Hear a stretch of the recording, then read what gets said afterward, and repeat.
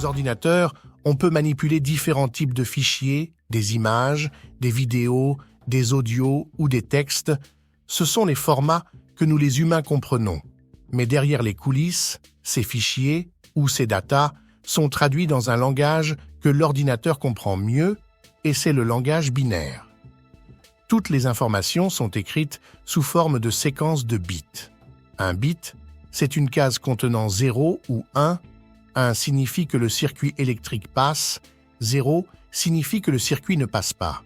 Mais dans les machines révolutionnaires appelées les ordinateurs quantiques, l'équivalent du bit classique est appelé qubit.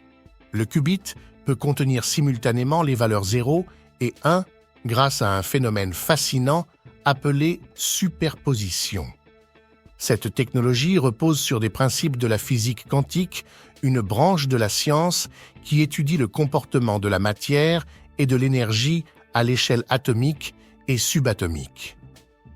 L'état de superposition des qubits rappelle le comportement des particules subatomiques telles que les électrons et les photons qui peuvent occuper plusieurs positions en même temps.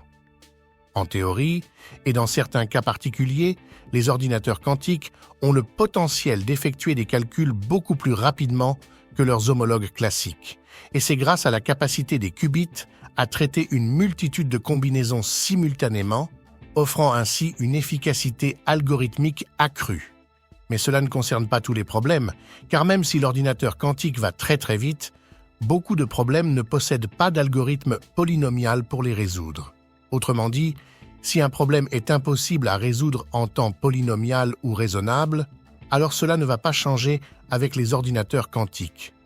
La vitesse de ces machines va principalement jouer sur des problèmes que l'on sait résoudre, mais leur résolution prend beaucoup de temps. Une autre limite des ordinateurs quantiques est que même si les qubits nous donnent une puissance de calcul extraordinaire, on ne peut pas en utiliser autant que l'on veut comme les bits, car plus le nombre de qubits est important, plus la superposition des états est instable, un problème purement scientifique et compliqué à comprendre. Avec cette technologie, la communauté scientifique s'attend à une révolution numérique à tous les niveaux, et entre les géants de la tech, c'est la course. Google, IBM, Microsoft et Intel travaillent chacune sur son supercalculateur quantique.